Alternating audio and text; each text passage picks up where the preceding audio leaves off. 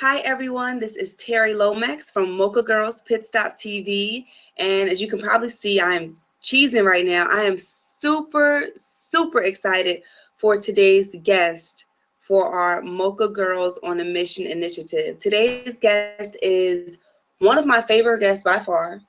Today's guest is really one of my favorite people in the whole wide world. Can you believe that? So, today we are going to be interviewing my mom.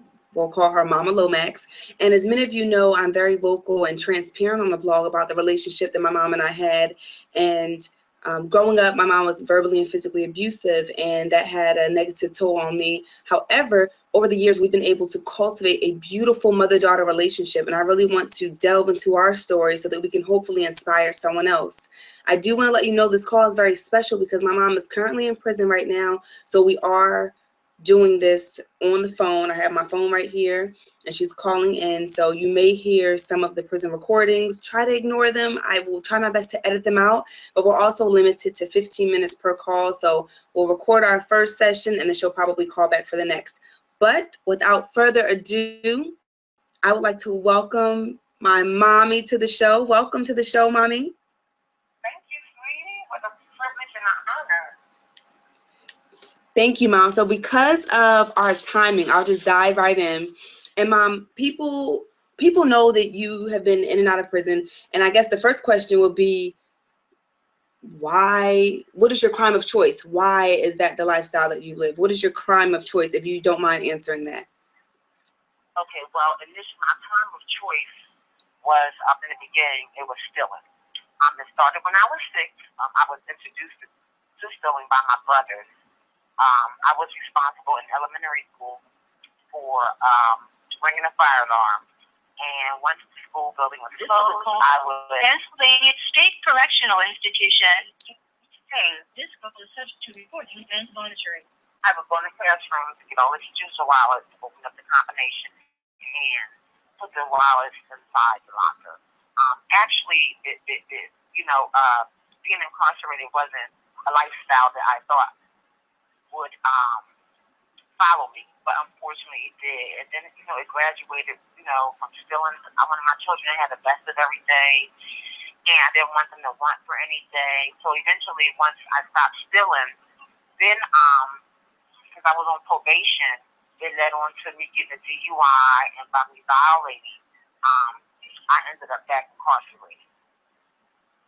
Wow. And Mom, this is a deep question, but I think that when someone sees, well, I know you have so much potential and you're a really good person who happened to make some really bad decisions. But I know that when someone sees your life and they kind of see where you are and what you've done, the first question that anyone would think of is kind of like, well, what happened? What happened to you? Why? Something had to happen. So I guess in a nutshell, what happened to you?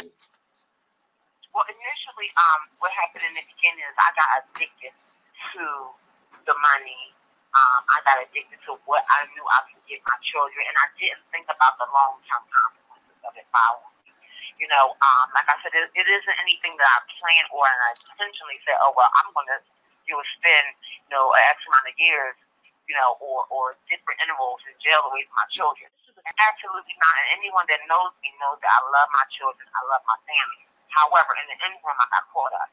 I got caught up with the money. I got caught up with the greed, and it became actually an addiction. Wow. That's deep. And Mom, I want to touch on something else too, because I know people watching this interview are probably, wondering, well, how did you all get to a place where you're comfortable sharing your story? And I know for me, I grew up in a house, guys, where what happened in this house stayed in this house. We weren't telling our family business. Never in life did I think I'd ever have a blog where I was sharing stories about my family and personal things like that.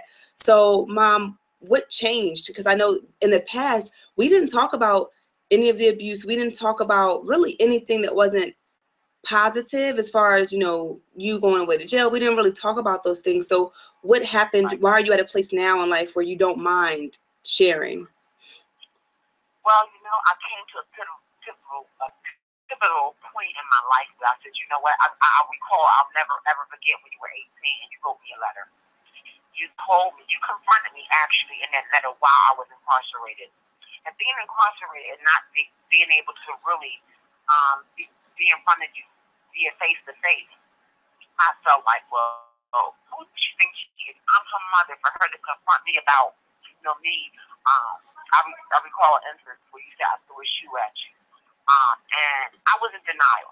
I was hurt. I was embarrassed. I was ashamed. I was disgusted with myself. But like I said, I came to a pivotal point in my life where I said, you know what? In order for us to have a productive and effective relationship that I wanted us to have, then I had to come out of denial. And I didn't want it to impede upon you moving forward in your life. Because in order for, sometimes us to heal, we have to reveal certain things. A lot of things that we have to reveal aren't very pleasurable. It's very hard when someone comes to you and it tells you that this is what you did. And I regarded this, and again, I felt like, being raised, my mother, I got deep with extension cords, but naked. So I felt like when you confronted me with that, oh, well, get over it. It happened, get over it. Move on with your life. But that was very unfair. And I think a lot of times, we're not given manuals on how to be a parent. This OJT is on-the-job training, but at the same time, there's certain things that parents ought not to do. And I didn't know at the time. I thought what I was doing was right. I was providing for you. I felt like I hadn't abandoned you. I wasn't just throwing you off to the woods. I was very active, in your life. I was very active as far as in your schooling, making sure I was at all the PTA meetings. I chaperoned trips. I cooked for your class. I did all those motherly or parenting, if you will, things. So I, figured, well, yeah, I did that over a big deal, but really not take into consideration what it did to you until you revealed it to me. You know what I mean? And I had to come to acceptance that this is what I did in order for us to move forward. And I didn't want you, you to be like, my mom really don't care. You know what I mean? And I didn't want you to hold any grudges, like, for an extended period of time with what I did with my mother. I had grudges for certain things, and I didn't want that to be our situation. I didn't want it to be our case. So in order for that to happen, I had to, face what I did and admit what I did so that you can move forward with your life. And I know that I can only imagine how tough that was. I know for me, one of the key components in my journey that really allowed me to heal and to move forward without being bitter or resentful is really forgiveness. And I think I learned a lot about that just through church and learning that, when you don't forgive, it really, it hurts you in the long run, because the other person is living fine. You know what I mean? They could be A-okay just living life, but if you don't forgive, that burden is on you, and you're walking around with those grudges and that bitterness, and it's like a poison to your spirit and to your body. Unforgiveness can affect your health. Isn't that crazy, Mom? Unforgiveness can affect your health. And so for me, I think growing up, I really compartmentalized a lot. And at the end of the day, even though my mom, there were good times, but then there were bad times. And I think for me, compartmentalizing helped, and becoming numb. I would just become numb to things. And growing up, my mom was my mom. I always admired her outspokenness. I always admired her in general. And so when I was abused, I ended up not liking myself. So I didn't really have a lot of anger to my mom until I was about 18. And I realized, I'm like, Dad, I'm very timid. I'm very fearful. And I realized those were effects of that upbringing that I had, So Mom, what do you think denial does for relationships, like between mothers and daughters? Because I know I was proud of myself for writing the letter, because when I was 18, I wrote my mom a letter when she was locked up, just kind of confronting her about things that I had been through. And as she said, she was kind of in denial. Mom, what do you think denial does for those relationships between mothers and daughters? Well, denial absolutely, I think, destroys. It destroys the relationship. It prohibited both parties from being able to move forward. And it tears down whatever communication that was in process. It basically tears it down, because I think, as in your case, you feel like, well, what's the sense in me, saying anything if, everything's a secret. If you can't, at one point I told you, you could come to me about anything. I remember telling you, you could talk to me about anything. However, there were limitations on what you talked to me about. And when it came to me, then I didn't want to hear that. So what it does is it totally breaks down up communication. Like I said, it destroys relationships, and it actually really puts the child in a position that they don't want to go. It makes the child basically isolated. They don't want to talk to them about anything, not just what may be affecting them with the parent, but they don't want to talk to their parent about anything. Right. And Mom, I know a key for me, I feel like in a certain way, I was kind of lucky because you did come around and we were able to have a productive conversation where you took responsibility and where you allowed me to express myself freely. And that was great. I think that helped in my development and helped in me being able to move forward and for us to have this great relationship.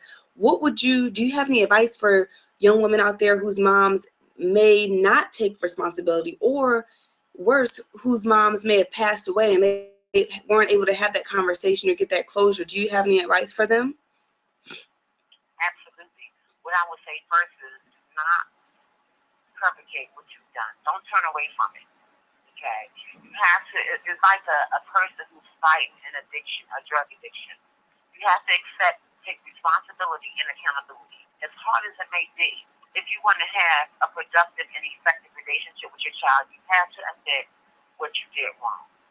And then once you admit what you did wrong, another key element for me was I went to counseling because there was some internal things that I was dealing with that I didn't know how to deal with properly. I thought something was wrong with me. Why am I acting like this? Why am I acting out? Why am I doing this?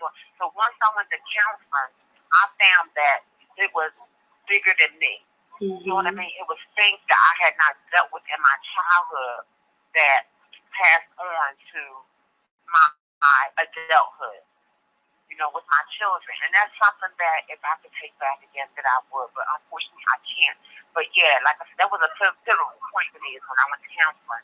You have 1 minute left. Oh, damn. And I went to counseling, and I began to realize, you know what, I really do have a problem. Not only is it affecting me, but it's affecting my children as well. You know what I mean? So I felt as though I had to deal with this thing whether I wanted to or not. It had to be dealt with, and I'm glad that I did. I'm very glad that I did. And as a result of it, now we have a very effective communication. And we have very effective communication. We can talk to one another about anything, and that's true today. I never thought a child could be your best friend, but you are my best friend, and as I often tell you, you're my hero because you allowed me to see some things in myself that I didn't see. Not that I didn't see, but I wasn't willing to admit. And once I did, I was free of things. I still have guilt, yes, but what helps me with that is seeing you. Thank you for using Securus. Goodbye. So she got cut off, but she's going to give us a call right back. But really quickly, I just want to say it took us a long time to get to this point. And it is so beautiful. And there is hope for those mother-daughter relationships that are strained and where there is a struggle.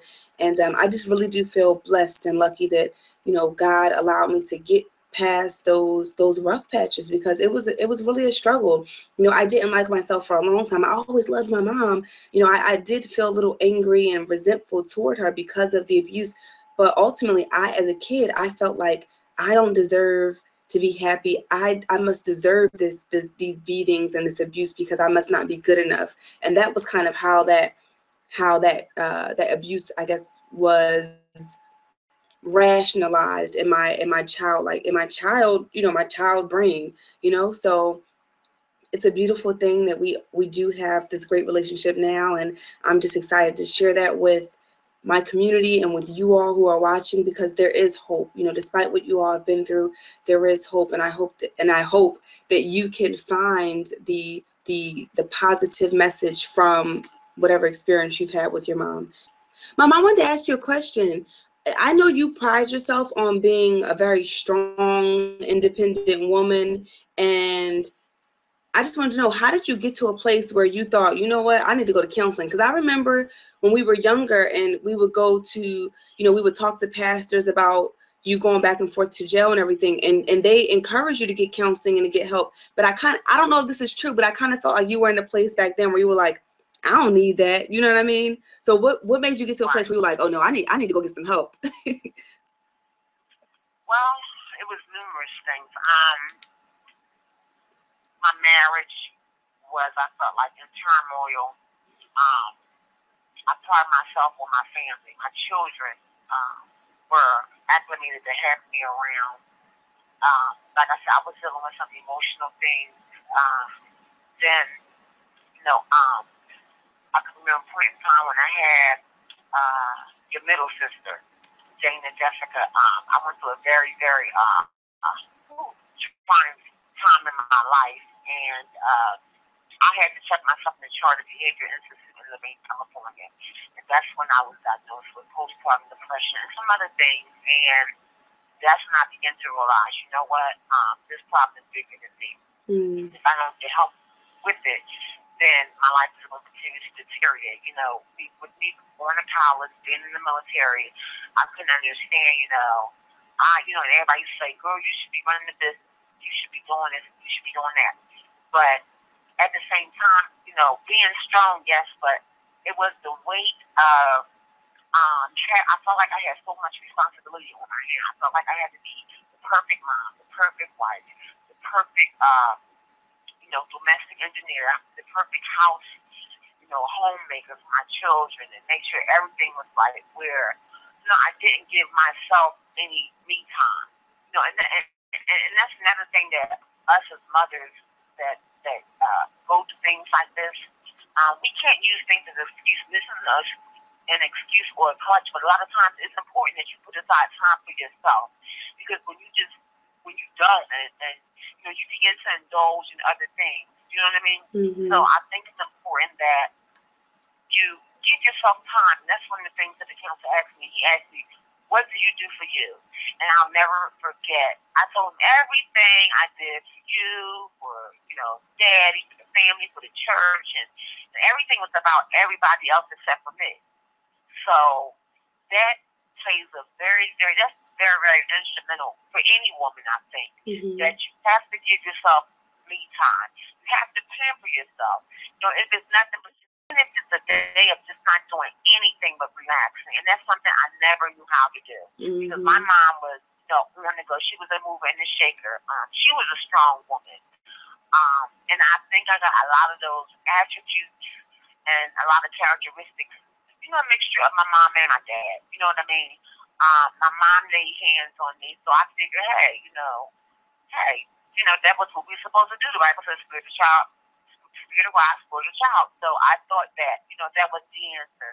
When, but you helped me learn afterwards that, with your younger siblings, mom, the mistakes that I made with you and your older sister, you helped me. You guys both helped me. Mom, no, that's not cool, because this is what happened when that happened to me. So I began to realize certain things that I shouldn't and couldn't do because of the effects that it had on you as a young adult that I had no idea about.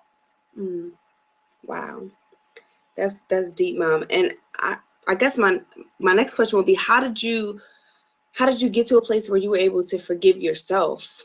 Because I know you said there was a lot of guilt, and when you finally did take responsibility, I'm sure you had to sit with yourself like, damn, how can I forgive myself now? You know what I mean?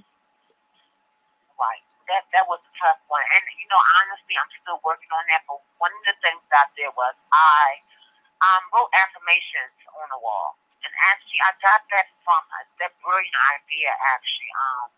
I remember you used to write affirmations in the home, all over your room, in your bathroom, on your wall, on the mirror. And that's what I began to do. I wrote affirmations on the wall that I am fearfully and wonderfully made. Another affirmation that I made was that, my past does not dictate my future. Another affirmation that I can remember was that if I can't forgive myself, then no one else will. So, I'm still working on that. A lot of milestones that I've missed in my children's lives. I'm working on it. And, it's people, I've learned that you never get away with anything in life. Your records of your past always follow you. And unfortunately, that's what happened with me. It wasn't about new crimes, but it was about violating, of being in violation. And sometimes it just sickens me to know that all that I've done in my life and all that I've accomplished, here I sit in prison. But I've learned a lot while I've been in prison. I've accomplished a lot while I've been in prison. I've been certified in many different areas in prison where I'll be able to, use my certification on the outside. So now what's important to me is to be a better mother, a better wife, a better grandmother, and I just want to continue to establish and reconcile and rebond whatever mistakes that I've done in the past. You can never go back and you can never make up for lost time. But what I can do is begin where I am, move forward, and do better. And that's what I'm going to do. You better go ahead. Better. Better go ahead, Mom. I have to. I have to. And like I said, I always said, that you're my hero because I look back at what if you had never confronted me? I would still be in the now. What if you never had written that letter when you were 18 years old? That took a lot of courage on your part. Because I could recall actually not too long ago last year where you told me you were getting married. And I was fuming because I felt like, I'm your mother. You need to wait till I get home. And one thing I really admired about you is that something that it took me years, I'm going to say actually decades to do, is to say no to my parents. And you did it in a very respectful manner, as I always taught you. Mom, I've never used to do, Mom, this is my life, and, I can't put my life on hold for you. And I was hurt, like, who the hell she thinks she is? So you wait for me to get home. I need to be here. I need to be planning stuff. But throughout it all, I was very, very happy that you included me in every part, in every aspect of your wedding. And I was even able to contribute, and I was happy about that. Yes. Even financially. Although not physically, but included, to be pictures of when she makeup artist, you just want to get your shoes, your dress, and, I had to come to acceptance that, yes, she is an adult. And, you've done so well for yourself, even over the struggles and trials that we've been through, you triumphed, and I'm just so very, very, very proud of you. I could not be any prouder of you. I really am. I just love you so much for Thank you, Mom. not just forgiving me, but for helping me to, on a daily basis, being able to, one day at a time, forgive myself. I look at your pictures and I say, well, Dad, I couldn't have done too bad. I did something, right, for you to turn out the way that you did. You know what I mean? With you doing a lot of things that you had to do, that you had to go through on your own. You know what I mean? You had to grow up. You had to be an adult, a mother, at times for your siblings. And I'm so grateful and thankful that you played that part, which was very instrumental in making sure that certain things were done the way that I would have wanted them done. So I'm forever grateful for that. Thank you, Mom. I love you too. And I know we only have a few more minutes.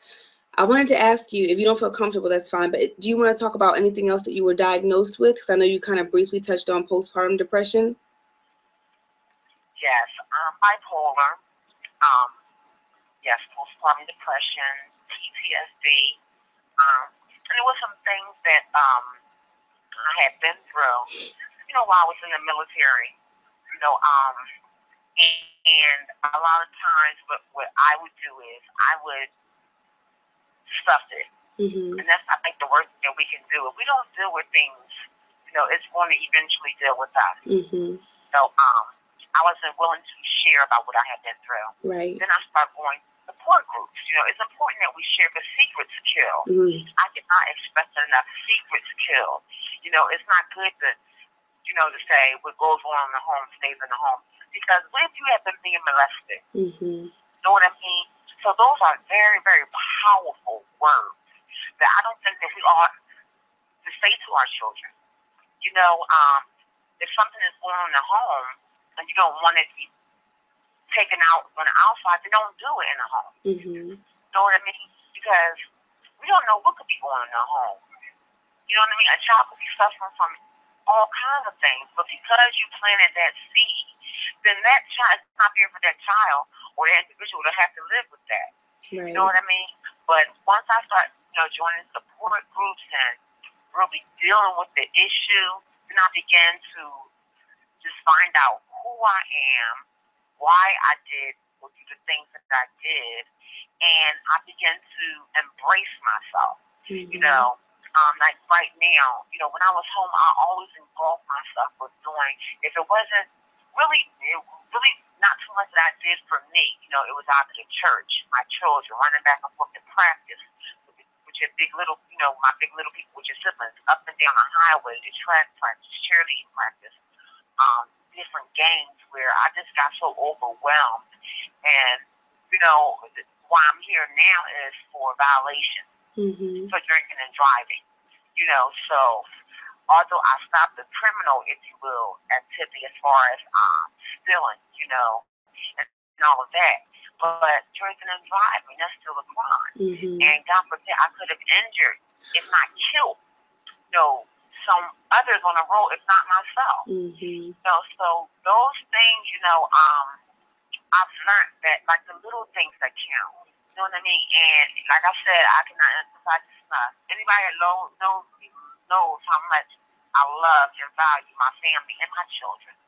And it's important that I be involved in their life. So now I do it, I do it from here. Like with your siblings, I make sure I call them, as you know, Mm-hmm. because you're involved in that part of it. And write them.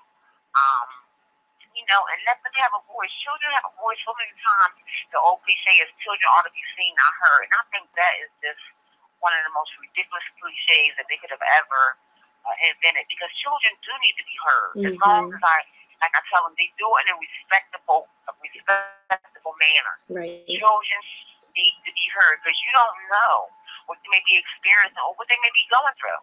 But because they're told they ought to be saw or seen and not heard, then you don't know what they could be harboring from within. Like I said, what if they're being molested, or whatever the case may be. But I think today I'm at a good point, in my life. I'm at a very pivotal point in my life where I have so many different, things I want to accomplish, even more when I get out. Now, Mom, really quick, Mom, I have to interrupt you really quick because we have like less than a minute left. I wanted to just thank you so much for being courageous enough and brave enough to be a part of this process and to be a Mocha Girl on a mission for the blog. I admire you and love you so much, and you've taught me You have 1 minute so much about being a woman. So I want to thank you for that. I'm so proud of you, and I can't wait for you to get home, and I can't wait to see what you're going to do. And I wanted to ask you, Mom, do you have a last word for a mother out there who may be struggling with some guilt from some bad decisions that she's made in the past with her family or with her children? Do you have any words of wisdom for her? Yes, reach out to your child, because tomorrow isn't promised. Let them know that you love them. Be apologetic, and if need be, seek help. A lot of people don't think they're crazy if they go talk to somebody. The therapist are one of the best, people they could have invented. But reach out to your child. Let them know that you love them, that you forgive them, and I love you. And you always tell me you admire me, you're proud of me, and that just does my heart so good. And I love you, and I'm always, always, always so proud of you. And I thank you. It was a pleasure and an honor. Thank you for using Securus. Goodbye. Darn, we missed her, but thank you guys so much for watching. This is one of the most epic interviews for me, just because growing up, I used to have these little visions where God would give me these visions of me and my mom traveling and speaking together. And with her going back and forth to jail, I thought, I guess that's just not going to happen because she's locked up, and I moved across the country. I was on the East Coast, moved to the West Coast now, but don't give up on your vision. Whatever your vision might be, don't give up on it, because as you can see, my mom's in prison and we have this huge barrier between us, and we were able to get online and share our story. So I hope that you found something, a nugget of wisdom from this interview, and I just encourage you to not give up on your vision and just to remember the little nuggets that you heard over the course of the interview. If you're looking for a positive community of women who inspire women, head on over to mochagirlspitstop.com.